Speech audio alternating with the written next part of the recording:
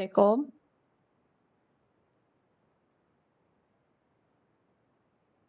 Assalamualaikum. Salam.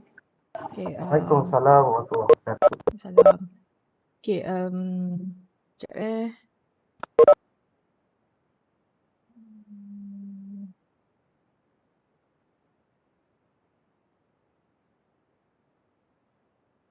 Okay, saya terus start boleh? Saya tak pasti tadi saya join yang Prof Zaid punya tapi tak habis lagi kan. So kalau saya start terus boleh? Mariam record Ya, saya record. Saya start Okay.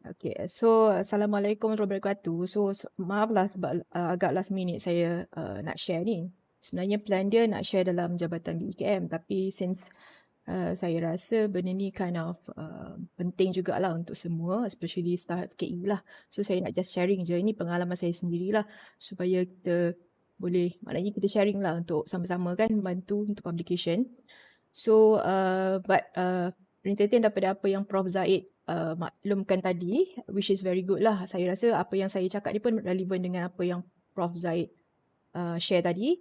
Dan actually it relevant to any of talk yang berkaitan dengan writing journal lah and publication So apa yang saya nak share sebenarnya saya tak pasti topik yang saya akan share hari ni dia pernah orang share ke tak but anyway saya nak share okay so that kita sama-sama dengan publication di FKE Saya bukan cakap saya ni banyak publish paper tak just that saya bolehlah saya nak share tentang cara untuk manage community data so that you can actually plan to publish So tajuknya untuk hari ini adalah how to manage your research data for a free flow publication.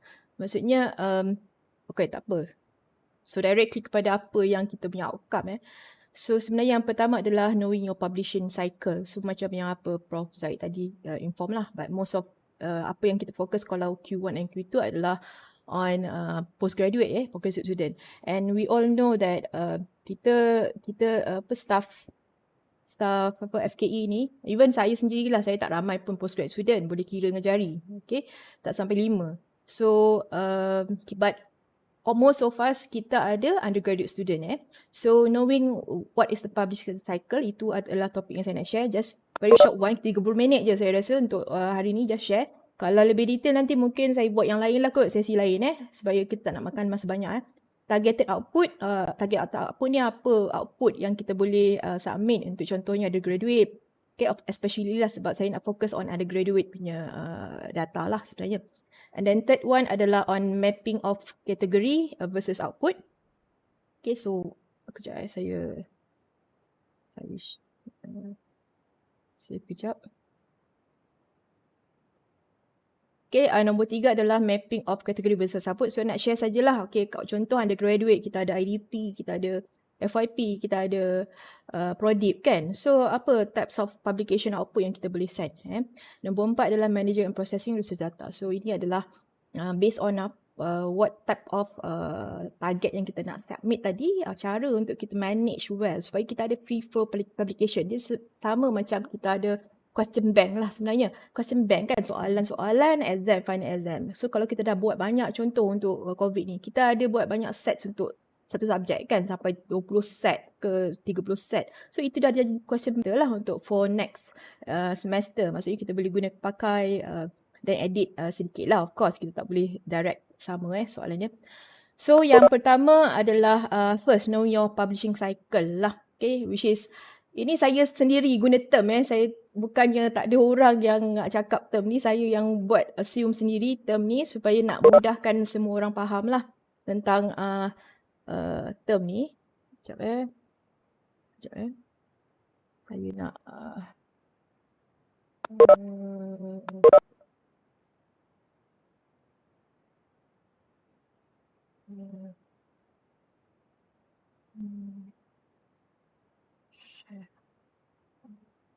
Okay, so yang pertama adalah knowing your cycle, publishing cycle. So kita tahu kita ada undergraduate student dan kita ada postgraduate student. So postgraduate student ni memang bukan kita semua tahulah yang jika kita ada postgraduate student memang wajib untuk kita publish But most of us mungkin kita cuma ada undergraduate student. So if we have only undergraduate student, so apakah type kategori yang kita boleh submit ni Tok Wan? Contoh untuk 1 year publication cycle ni, 1 year, kalau you tengok ini, okay. So kita ada IDP, kita ada diploma project.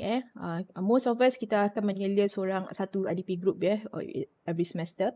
Every year contoh, and then diploma project every year juga kita ada diploma project. Mungkin saya tak pasti untuk diploma FKE dia ada berapa, mungkin 3 untuk satu supervisor.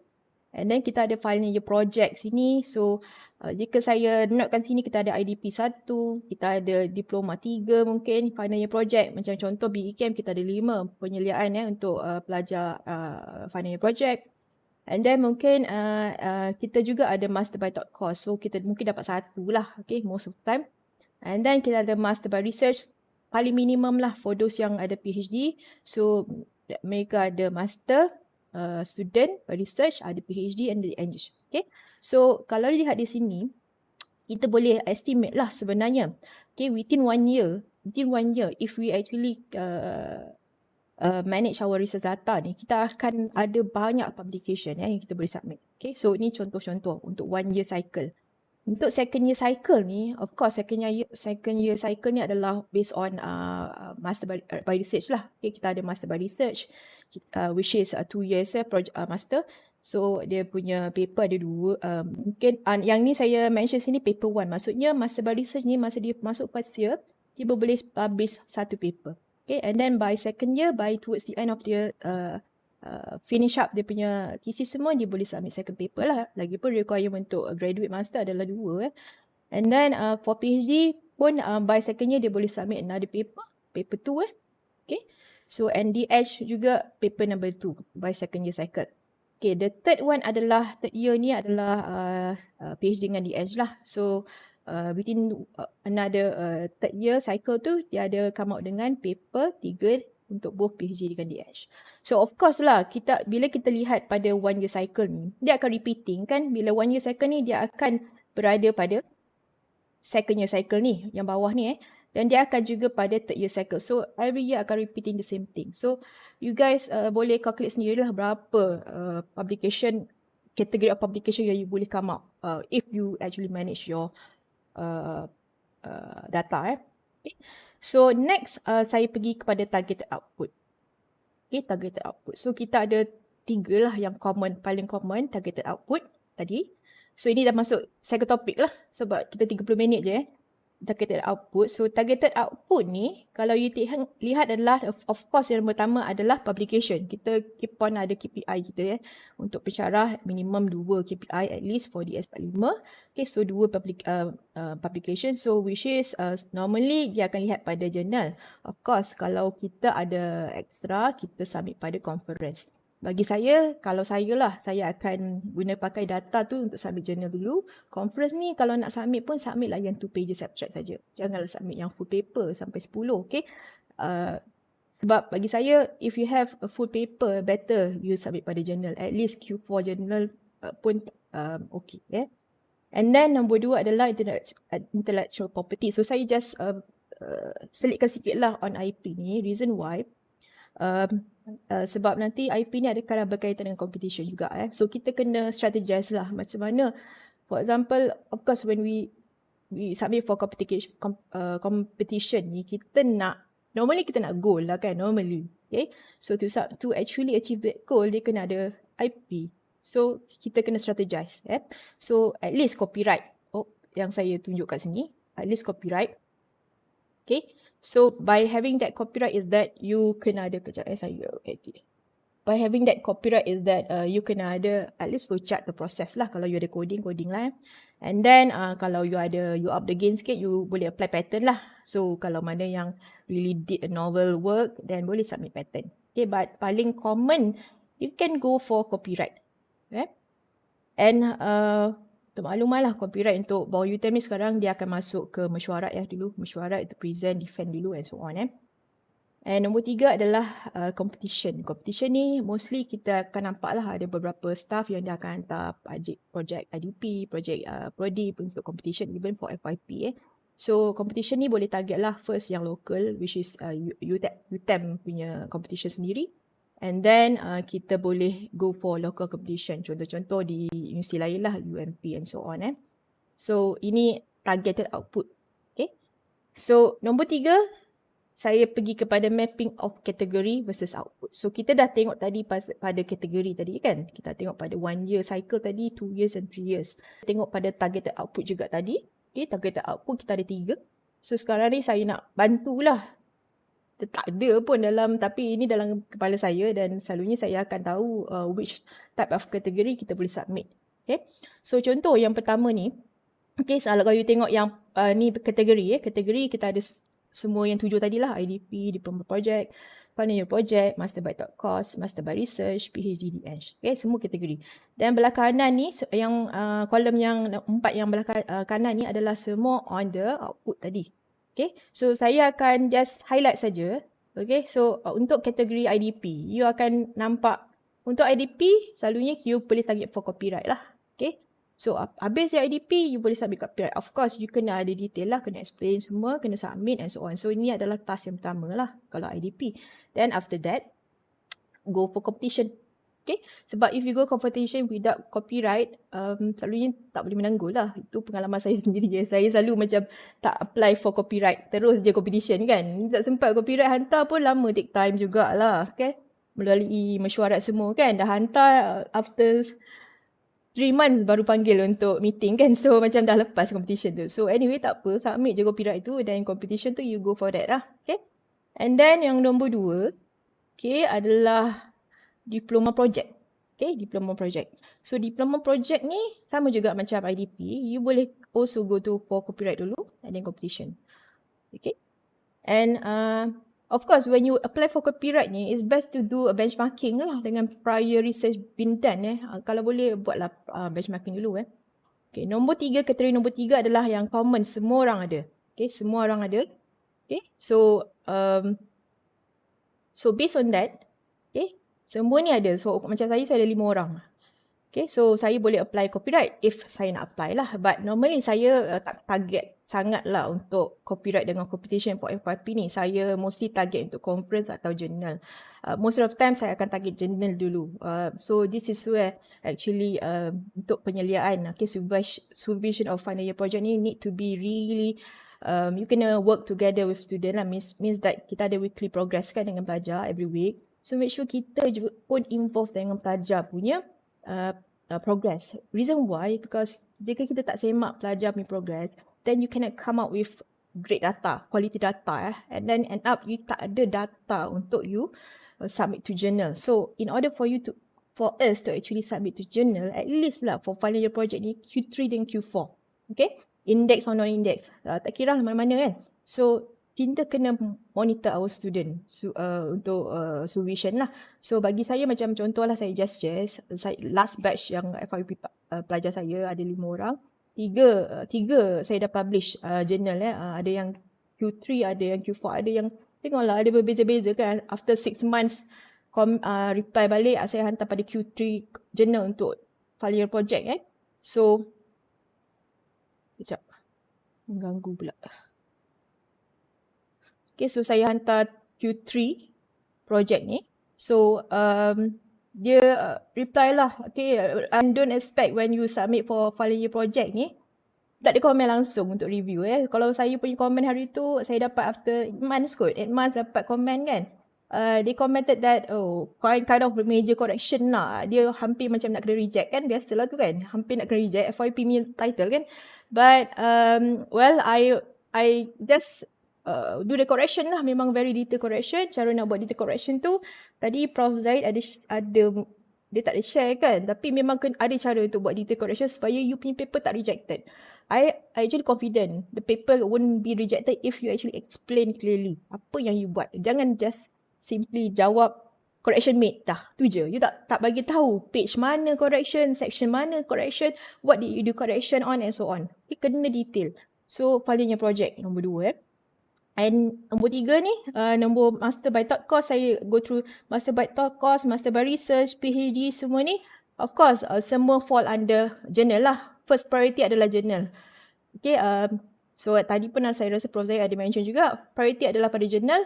if journal tu rejected, then baru hantar pada conference. So kita tengok pada komen dulu. Kalau rejected, then you submit pada try to submit to Q1 first, Q1 journal. Of course, it depend on your data lah. You punya novelty kan, janganlah tak novel sangat you bagi submit Q1. Mungkin you target for Q3 dulu.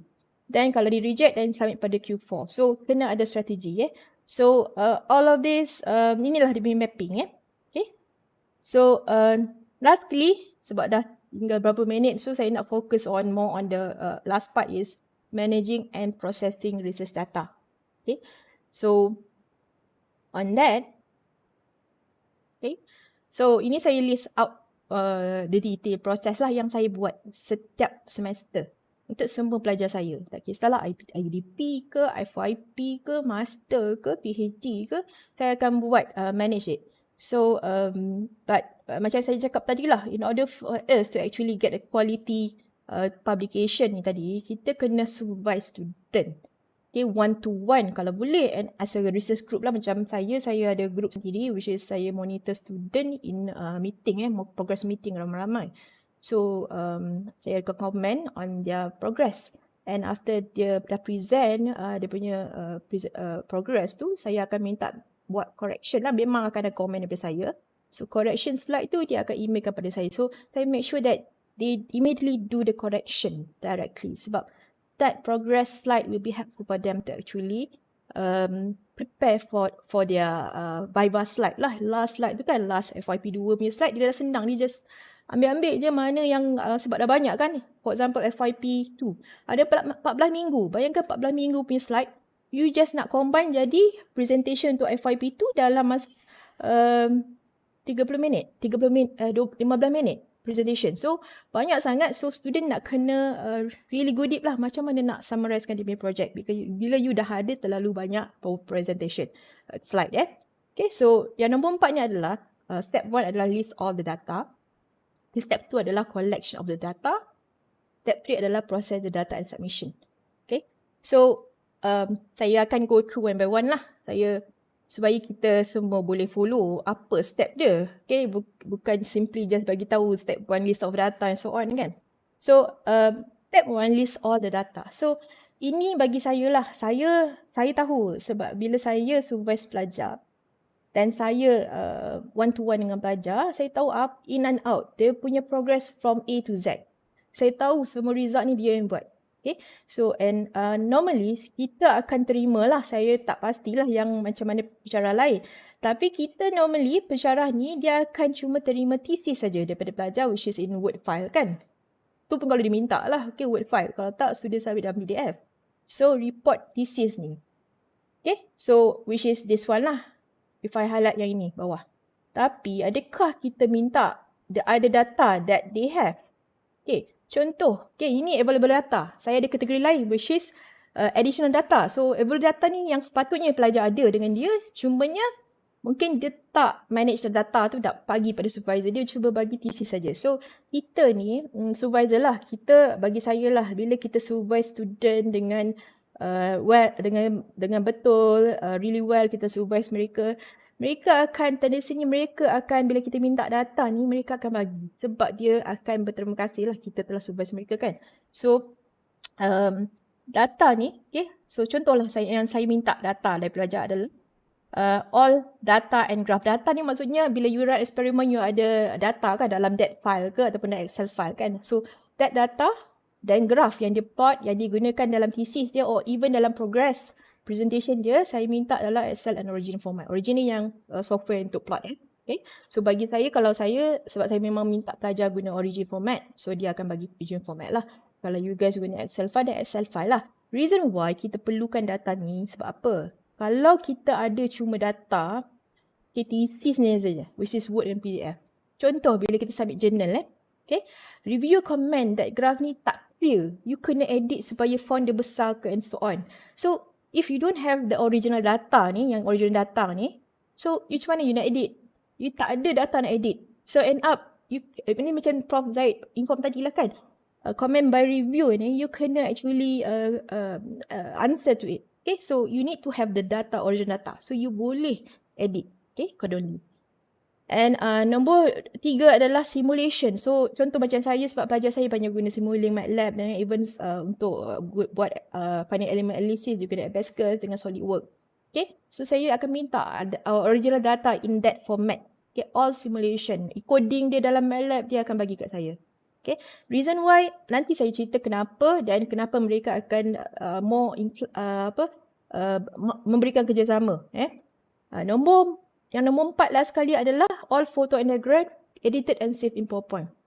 Okay, macam saya cakap tadi, kalau kita dalam flow thesis Word ni tadi, kemungkinan besar dia dalam bentuk JPEG. Tak boleh edit. Worst come to worst, you kena ambil, you kena edit sendiri dan kenalah buat labeling again. Okay, kalau tulisan kecil and so on. But if you, macam saya minta, memang saya dah ajar pelajar daripada FYP1, contoh FYP1 saya ambil.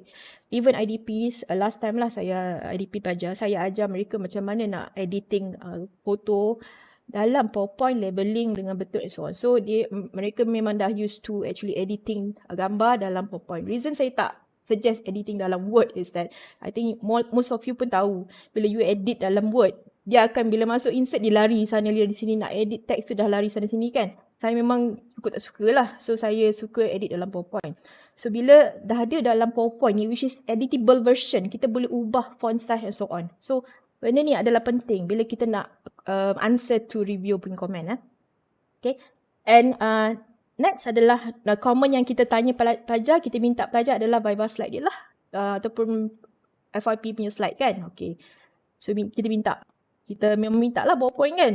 Kalau kita memang supervisor macam saya, memang jenis yang monitor student, saya yang comment on dia punya slide untuk penambahbaikan. Okay, dia akan edit accordingly. Then dia akan bagilah. Okay. Nombor 3, yang ni saya tak pasti. It depends on supervisor, pensyarah. Macam saya ada weekly progress lah dengan pelajar. So macam pelajar FYP dia ada total 14 minggu. Untuk FYP1 ada 14 slide lagi untuk FYP2. So ada berapa tu? Dalam 28 kan. Okay, untuk master pula dalam masa 2 tahun dia run dia punya eksperimen buat master tu. Every week you count sendirilah berapa progress. Ada yang mencecah sampai 40 lebih progress. So saya ada setiap progress slide tu. So reason why, because slide pelajar ni dia ada dalam 40 lebih tu, dia tak akan masuk dalam Viva slide dia. Okay, dia kena pilih the most that represent dia punya novelty on the project kan. So kita naklah dia punya slide tu, sebab saya bagi komen, saya minta penambahbaikan. So bagi saya supervisor berhak lah untuk minta. Okay, next adalah technical drawing. Ni contoh technical drawing tadi, refer to yang contohlah kalau saya pelajar buat drawing dalam SolidWorks. Okay, so saya minta dia punya original lah. Okay, so simulation ni lain. Macam saya simulation in terms of finite element analysis. Kalau technical drawing adalah drawing dalam SolidWorks, dalam Abascal. So saya minta drawing tu supaya later dokumen ni kita boleh guna pakai untuk next student. Kita nak fikir long term untuk project FYP, even master and PhD. Long term means that after student dah submit project dia akan ada future work kan. Future work ni adalah project future yang kita boleh pass down kepada next FYP student. So dia akan continuing project ni, bukan je setiap, bagi saya lah, bukan setiap tahun tukar-tukar tajuk Okay, kita tak nampak apa kita punya field of interest Nombor 5 adalah additional photo taken during progress. So sama juga, sometimes dalam thesis tadi tak semua gambar dimasukkan sebab limited time kan untuk present. Okay, and space juga. So saya minta lah setup mana yang ada dimasukkan progress meeting ni tadi. Progress meeting, slide tadi dalam progress meeting saya minta separately. Okay, kerja renyah, tapi kalau you inform awal pada pelajar, dia akan sorting awal And last kali adalah demonstration video. So demonstration video adalah normally pelajar FYP 2 lah dia present atau master online kan. So saya minta additional video lah yang dia buat separately. Different eksperimen, dia ada video-video dia yang dia ambil gambar, take video, so dia kena compilekan. Okay, so ni adalah dalam kategori available data. Okay. Untuk saya, mostly saya ada additional data lagi yang saya minta daripada pelajar. Okay, which is yang pertama adalah poster draft. So kalau lihat tadi kan kita ada buat mapping tadi kan. Mapping ni, you nampak tak ada competition? Okay, you ada competition, ada conference. Okay, so dalam kategori poster kan, normally you kena in the end you kena buat poster kan. So inilah tujuan dia, minta pelajar summarizekan dalam poster, satu poster, projek je. So later on when you submit to conference, competition, dah ada poster. Draft draft. But you need to edit it. Okay, lapis apa yang kena edit tu nanti saya share nanti. Okay, nombor 8, conference paper draft. Sama juga. Saya minta, mostly kalau conference paper ni saya minta yang 2 pages saja. Saya memang suka hantar kepada MERT dengan iRead yang 2 paper tu. Yang itu memang best lah sebab murah and then 2 pages je. Okay. So saya memang gemar nak hantar. Sekali hantar saya hantar dalam 4 paper untuk conference pelajar FYP. Even master And then nombor 9 ni journal publication, journal paper draft ni. So ini common lah. Kita tahu semua yang FYP even paling minima, FYP, master, PhD ni kita boleh submit in terms of journal. So ini adalah relevant yang ni tadilah yang saya share tadi kan. So you ada paper 1, paper 2 and paper 3 tadi untuk 3-year cycle. Okay.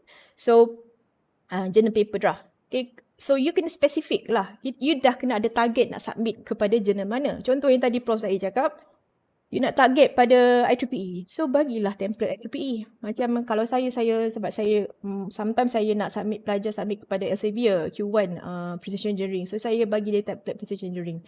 So itu dia. Okay, depend on where you need to submit. And then lastly, saya tak rasa ni common untuk semua orang lain, tapi saya selalu minta project manual. Project manual ini lebih kepada reference kita sendiri sebab kita tahu yang buat projek ni pelajar dan pelajar tahu 100% of the project. Saya supervisor, saya memang tahu apa dia buat A to Z. But kita tak tahu into detail. Kita tak run eksperimen. Okay? Kita tak sit dengan mereka tengok macam mana dia run eksperimen. So, bagi saya project manual is one untuk saya sebagai supervisor sebab saya plan saya nak paskan the continuation of the project to another student to actually get the feedback on the future work tadi kan. Future work tadi kan ada apa list dia. So dia pelajar next akan tengoklah future work ni apa dia perlu buat.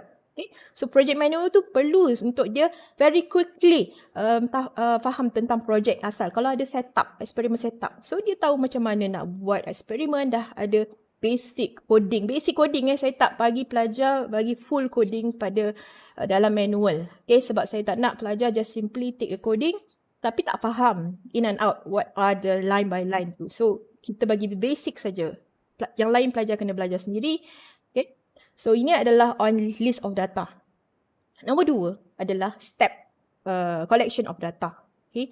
So, yang ni collection of data ni selalunya saya minta pelajar melalui email lah. Janganlah hantar melalui WhatsApp. Saya tak tahulah kalau WhatsApp ada orang boleh track banyak sangat list of comment orang chatting tu kan dalam WhatsApp tu. Saya tak boleh. Unfortunately saya memang tak boleh nak monitor daripada WhatsApp. Saya memang gunakan email untuk request semua ni supaya saya senang nak tengok pelajar dah submit sebelum So request lah pelajar untuk data tu yang saya cakap tadi lah, untuk available data dengan additional data. Then apakah appropriate time to send the email? Jangan send masa FYP1. Baru nak start kan FYP1, you dah send all the data. Okay, saya nak semua ni. Saya nak report TC, Viva, progress ni. Pelajar terus panik. Banyaknya nak buat kan. So, jangan buat macam tu. You kena subtle lah. Subtle to actually minta pelajar. Dan normally saya akan minta pelajar bila student dah complete 8% of their research. Maksudnya dah towards FYP2. Okay, pelajar dah nak habis dah FYP2 minggu ke 10, 11 macam tu kan. Kita dah tahu estimate dia boleh finish on time. Okay, saya dah start send email. Reminder. Okay, minta for additional data ni. Minta emailkan link untuk all this data. Okay. But I akan explain jugalah. Contoh, some of them mungkin tak faham apa maksud saya buat photo edited in PowerPoint. So, saya akan explain lah. Kalau tak faham, boleh contact saya. And actually before, the main thing is that before they leave university. Sebab after dia dah habis university, dia dah kerja, dia tak ada masa dah nak tengok pada data dan entah-entah dah kena deleted daripada dia punya folder. So before they leave the university, kena minta dia submit the link where all the data is managed by them lah, student ni, and then download cepat-cepat. Okay. And set a deadline. Of course, ni penting. You tak boleh just simply cakap, okay, minta pelajar emailkan dokumen ni, tapi tak bagi deadline. Okay, so give a deadline lah. Kalau macam saya punya deadline untuk pelajar submit hari ni. 97. Maknanya 1 week after they Viva hari tu kan, present PSM 2 hari tu. So saya dah bagi ample time lah, saya dah remind dia masa minggu ke-10 lagi. So dia tak terkejut lah, dia tengah masa dia write thesis tu, dia dah organisekan data dia accordingly. So ini dia punya step nombor 2. Okay, kita nak habis dah pun. Okay, dah 12.30. Okay, step nombor 3. Okay, process the data and submission. So yang pertama adalah tadi, choose target kan.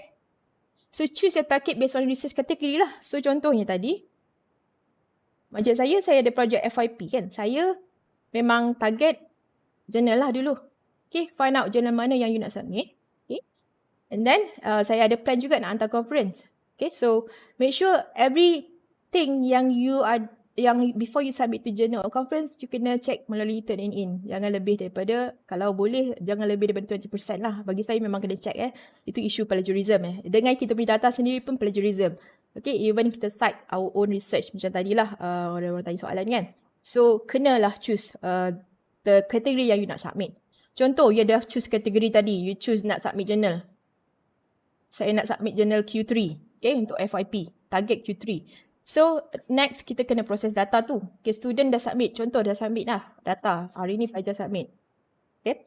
So, saya kena tengok dulu data-data dia. Semua data-data. Especially untuk additional data belah sini. Poster, saya selalu tengok adalah go through je lah. Ada tak poster tu boleh okay ke tak. Conference tu okay ke tak. Journal dengan project manual. Saya akan tengok 4 data tu. Yang lain pun tengok jugalah. Nanti kan kosong pula folder kan. So, based on that, okay, does the data require proofreading and editing?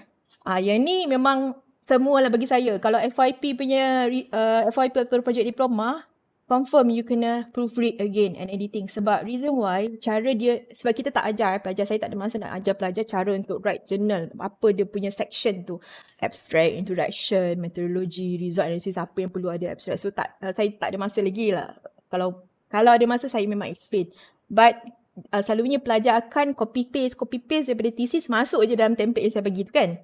Dan of course saya bagi contoh paper yang dah publish lah. Saya selalu bagi saya punya paper yang publish supaya dia benchmarking. Cara saya edit, saya susunan tu lah. Maknanya based on project FYP pelajar-pelajar tahun lepas yang dah publish, saya bagi contoh supaya dia boleh ikut lah. Oh macam ni maksudnya, kalau metodologi yang ini kena masukkan. So dia ambil copy paste je lah. Okay. So inilah penting, thesis asal tu kena make sure kita semak dah yang dah proofread lah original. Sebab pelajar tendensi adalah copy paste je. Okay. Kalau misal katalah English okay, cumanya bila you tengok journal tu dia tak connected between section introduction, tak connected dengan methodology, tak connected dengan analysis. So tugasnya adalah responsibility pada first author untuk editing. So which is to the next one lah. If kena ada proofreading and editing, then kita kena confirmkan balik who will take the responsibility as first author. Okay, first author dalam paper lah. Saya tak cakap tentang corresponding author Saya bercakap tentang first author, which is the first in the list. Selalunya kalau pelajar master saya, first author adalah pelajar saya second dan saya adalah corresponding author. Okay, so means that first author ni bertanggungjawab untuk semak semua yang inilah yang saya tulis ni. Okay, so dia bertanggungjawab untuk editing sampai submission, proofread, submission, reply into review comment. Means that dah review, ada bagi komen, saya akan pass pada pelajar, ini komen, okay, come out dengan list of answer that you are going to comment to the reviewer, dan saya akan semak jawapan dia betul ke tak, kat mana dia buat pembetulan and so on. Okay, and sampailah kepada camera ready. Okay, sampai copyright lah form yang semua tu kan. So, kena make sure siapa yang bertanggungjawab. Kalau nak letak pelajar sebagai pertama, dan pelajar kena bertanggungjawab. Kalau macam kes saya, pelajar dah graduate. Pelajar FYP kan, dah graduate. Dia dah kerja, susah lah nak minta dia responsibility. Tapi saya akan tanya juga, okay, saya nak submit untuk journal ni dengan conference. Okay, you nak, kalau ada pembetulan, you akan edit tak? Okay, kita akan tanyalah responsibility dia nak buat tak. Tapi mostly student saya akan cakap, oh doktor saya tak sempat lah. Tak apalah doktor, first author. Okay, so itu adalah akan menjadikan saya akan jadi first author, student akan jadi second author. Okay, jaranglah saya letak nama lecturer lain dalam paper saya unless memang ada contribution. Okay, sebab you tahu paper kena ada contribution at least berapa persen pun kena letak juga. Okay.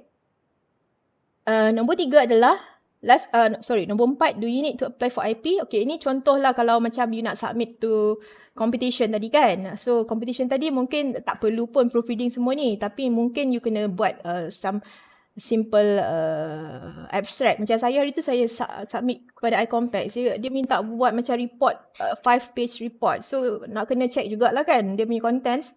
And then IP ni macam contoh untuk nak submit competition, you kena copyright tak? Kalau nak copyright then kena submit lah, proceed untuk submit kepada UCC. Then most of the time it will take a long time, but kena bear with it lah the process kan. So nombor 4 And last kali adalah submission. Okay, submission ni maksudnya submit to journal bila you nak set deadline. Contoh FYP 2 dah ada data kan, you dah collect data. So saya target maybe ni bulan 7, saya nak target akhir bulan 7 saya dah submit satu journal daripada sudut FYP.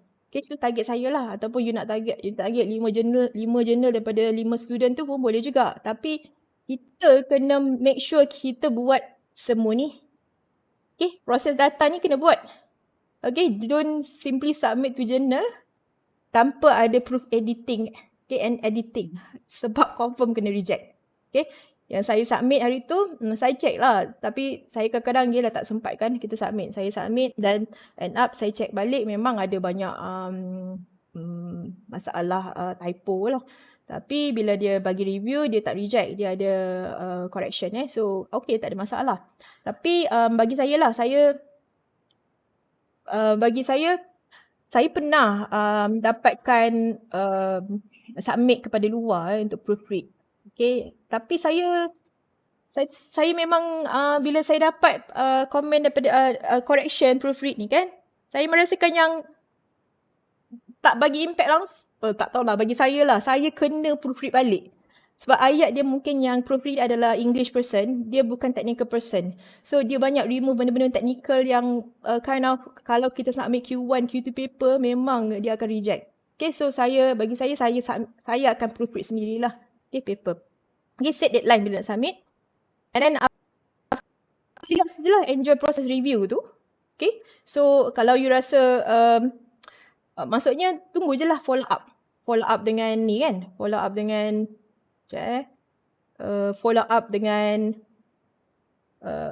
macam contohnya kalau you dah submit pada publisher dia akan bagi tahu, dia akan respond yang dia dah terima dan dia akan proses. So selalunya kalau yang OJS Open Journal System tu, kita boleh monitor yang dia dah assign reviewer semua Kalau within 1 month dia tak assign lagi, you boleh contact editor, tanya what is the status because I see that blah blah blah and so on. So dia akan reply lah yang mungkin review tak respond lagi. So dia akan take time, dia akan follow up lah. So dia tak lupa lah paper you tu masih lagi pending untuk review. Okay, so you kena keep follow up. Okay, and do expect 6 to 12 month process for quality publication. Okay, so ini memang kita tak boleh elak lah. Okay, kalau macam saya hantar Q3 pun. Q3 pun dia mostly hari tu dia respond sampai saya lupa lah. So you kena ada satu Excel file di mana Excel file tu adalah list of paper yang you submit, journal mana, time yang you submit. So you kena keep track on your own submission tu supaya you pun tak lost. Kalau tak, you lupa apa yang you dah submit kan. So expect lah yang within 6 to 12 month. Macam saya 8 month until dia process and then accepted. Alhamdulillah accepted. Okay, untuk FYP ni. Okay, so 12 month ni sometimes ada journal. Dia macam journal teknologi lah, saya memang selalu hantar. Tapi dia akan bagi tahu, expect that the review process will take at least 12 month. Dia cakap macam tu. So kalau dia akan mention kalau kita nak withdraw, tak ada masalah, just inform. So bagi saya macam tadi Prof Zaid cakap, kalau kita nak target KPI untuk this year, memang tak sempat If you nak submit sekarang, you expect that untuk KPI 2021. So untuk macam yang saya nak share ni adalah sebenarnya bukan untuk this year punya KPI, tapi untuk next year. You need to plan early. So kita submit tahun ni, next year akan publish. Okay, itu targetnya. Okay, so kita janganlah ingat yang lupakanlah apa yang berlaku tahun ni tak capai KPI. Okay, macam saya, tak apa, tak capai KPI tu, kita keep on improving ourselves. Okay, so saya rasa tu saja. And then summary-nya adalah plan earlier. Okay, planning early daripada sekarang. You kena plan. Okay, so recap je tadi, knowing your publish cycle tadi. So you ada publish cycle 1 year cycle, 2 year cycle and 3 year cycle. Targeted output, what type of output yang you nak submit, public journal, conference ataupun competition. Nombor 3, mapping of category tadi saya dah tunjuk. Nanti saya share slide ni. And then number 4 adalah manage yang proses datang. So tadi ada 3 steps kan. So which is very crucial lah. Kalau you nak make sure that when you get a comment from reviewer, you boleh reply balik secara confident. Okay. And one thing that how you can actually reply confidently, you buat correction tu sebab you tahu A to Z about the research done by student. Sebab you survey student from A to Z. Kalau you tak survey student, it's very hard for you to actually reply to comment from reviewer. Sebab you tak tahu A to Z. You tahu on surface saja apa pelajar buat. So with that, tu sajalah sharing saya pagi ni. Sorry terambil masa lebih 50 minit.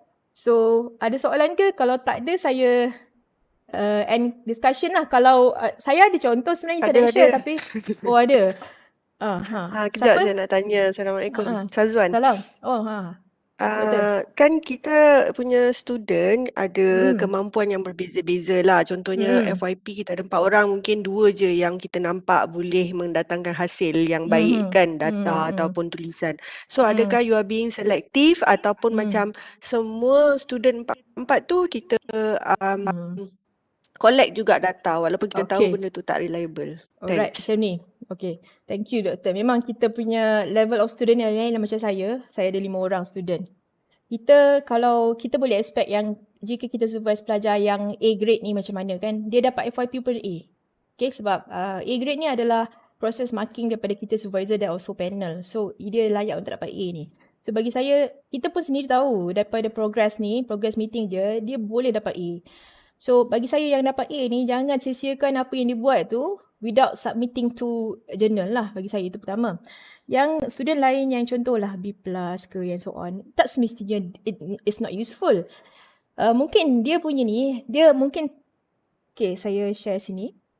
Okay, bagus Dr. Sazwan tu. Okay, kalau macam case, okay yang macam A grade lah saya tunjuk sini A grade. Kalau final project saya akan letakkan dia kat sini lah untuk submit journal. A grade. Even for conference, A grade. Kadang-kadang Okay, untuk yang mana yang lower sikit tapi dia ada output. Output means that dia buat hardware, it's working and so on. Okay, you boleh letakkan dia bawah competition ni. Boleh buat bawah competition ni. Maksudnya dia tak sampai level journal.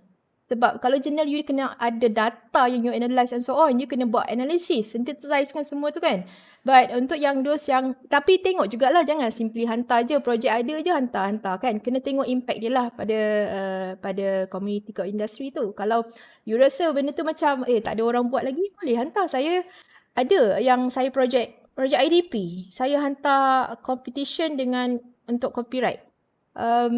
Alhamdulillah adalah menang. Tak adalah goal kan. Tapi sebab saya tak dapat goal sebab saya tak buat copyright lah. Itu masalah saya kan. Masalah saya lah yang terbesar. Saya tak bagi plan buat copyright dulu kan. Tak sempat nak buat. So kenalah plan untuk diri saya sendiri. Saya kena plan juga. Okay. So tadi Dr. Sazwan tanya pasal projek diploma. Sama jugalah doktor. Kalau macam ni, kalau you tengok, saya tak ada letakkan dia untuk journal, untuk projek diploma. Sebab kita tahu projek diploma ni dia mau kepada dia tak ada banyak analisis. Dia banyak kepada bila dia buat dia punya projek tu, it's working and so on, dia boleh tunjukkan demo. Sebab demo kan, dia kena buat demo, tunjuk benda tu berguna. Unless dalam projek diploma you supervise tu, you ada analisis data. Sebab dalam journal, dia nak tengok graph kena ada dalam journal, dalam result discussion tu. Kalau you rasa tak ada graph, you tunjukkan setup je, tak ada impact lah pada that journal So dia kena ada graph at least lah bagi saya. Macam kalau final year project pelajar saya lah, graph ni memang lebih 30 graph kot. Final year project saya 30 graph at least. Banyak lah dia buat analisis semua kan. So macam kita dah boleh be selective apa yang kita submit kepada jurnal. Tak semestinya tajuk final year project ni kita akan jadikan jurnal sebiji-sebiji. Kita kena modify supaya tajuk ni represent that field of journal yang kita nak submit. Track tu lah pada jurnal tu. Doktor? Faham? Boleh? Boleh Doktor Sazwan? Okey. Terima kasih. Okay. Ada lagi ke? Dalam chat tak ada. Dalam chat tak ada. Saya rasa sebab saya tak nak ambil masa lama sangat. Dah pukul nak 12 dah. So kalaulah ada soalan lah. Sebab saya boleh je yang untuk nombor 4 ni list of data, collection of data ni mungkin ada yang nak tengok macam mana saya. Kejap kalau saya buka kejap saya punya. Kejap Nampak tak saya punya screen ni? So saya ada satu folder research banyak lah, banyak publication journal kan. So saya ada, kalau kita tengok ini FYP saja saya ada untuk daripada 2012, daripada buat PhD saya ada dah buat benda ni. So setiap tahun memang saya akan collect. Contoh macam yang ni yang last batch punya 1920. So kalau kita tengok sini yang 123 ni Izzat Azim Tan Pingkai ni semua dah publish daripada jurnal. So yang lain-lain ni bukan tak publish lagi, saya tak sempat lagi submit. Benda tu ada draft tapi macam saya cakap tadi lah, dia belum level untuk submit sebab kena proses dulu. Saya kena proofread, kena editing, kena reorganize. Kadang-kadang memang saya tak boleh ambil pun draft dia. Tapi saya dah tahu pelajar ni nak cakap apa. So saya akan refer pada thesis dia. Saya akan ambil lah part of thesis, saya akan edit balik. So make sure, normally kita pencara tahu kan macam mana nak rephrase balik semua. So ambil masa lama lah sebab kita nak kena modify semua. So itu contoh lah. Contoh macam pelajar ni kan. Yang ni lah contoh apa yang pelajar hantar, weekly progress presentation. So ada semester 1 dia hantar, ada daripada week 3 hingga week 9. Okay, PSM 2 pun sama, week 1 hingga week 12. So dan seterusnya lah. So data-data ni semua pelajar saya ada submit lah, macam journal paper ni kan. Pelajar ni submit. Dan saya edit dia punya draft ni untuk sebelum submit lah. Okay, dan sebelum tu dapat konsep pelajar dululah yang you nak. Sebab saya nak edit ni, so saya letak nama saya first. Okay ke tak? Okay, dia selalunya akan agree lah. Kalau pelajar tak agree, then minta dia lah yang edit. So manual pelajar tadi pun sama juga. Manual ni untuk which is useful. Tajuk FYP saya ni memang dia berkait-kait. Dia akan saya pass down kepada next. Saya bukannya copy budak buat the same project. Dia akan upgrade the project. Upgrade and upgrade. So dia kadang-kadang FYP punya project ni adalah a part of master project yang lagi besar. Kalau you ada grant kan? Grant. So grant you untuk master dengan PhD sebenarnya. Tapi mungkin you tak dapat student lagi GRA. So you boleh gunakan pelajar FYP. Bagikan subtopic in your grant tu sebagai project FYP. Itu cara kita untuk publish yang without any student master dengan PhD. Itu cara saya lah daripada 2012 sebab saya dapat pelajar postgrad pun lambat. 2015 baru dapat student Saya balik 2012. Lebih kurang 3 tahun saya tak ada pelajar pun GRA. So saya tak ada pelajar GRA tapi saya boleh publish dengan data pelajar FYP. Okay, so make sure kita sebagai supervisor supervise dengan betul lah. Itu dia punya keyword dia. Okay. So ada lagi tak? Kalau tak ada lagi tak? Oh, ramai juga dalam 31. Okay, kalau tak ada, saya rasa tu sajalah saya just nak sharing. Sebab saya merasakan yang memang kita dalam COVID ni kan. Dan sebenarnya saya nak sharing hari ni juga sebab apa? Next week adalah last pelajar kita dah akan tinggalkan UTM, especially FYP 2. Dia takkan ada kat sini dan bila kita contact dia most of the time dia takkan reply lah. Saya memang ada masalah bila ada beberapa pelajar je yang keep contact saya, yang saya akan tanya dia dengan reply. So inilah masa dia sebelum dia tinggalkan UTM, bagilah dulu. You boleh bagi ample time lah, janganlah cakap dalam 1 minggu nak minta data tu kan, sebab baru bagi tahu kan. Saya pun minta dalam 2 bulan awal untuk pelajar tu sediakan data. Okay, so bagi ample time untuk pelajar supaya end up you boleh gunakan data tu untuk later, untuk you punya drafting, untuk you target you punya own you punya KPI lah. Okay, jangan lupa masukkan nama student. Jangan lupa masukkan nama student sebab student yang run buat semua tu dan kita mesti masukkan nama pelajar. Okay, so saya rasa tu je. Thank you very much pada semua yang join. So tu sajalah. Assalamualaikum warahmatullahi wabarakatuh. Bye. Assalamualaikum. Terima kasih Dr. Mariam. Assalamualaikum. Sama-sama. Kalau ada yang nak contact saya PM tepi lah Okay, bye. Assalamualaikum.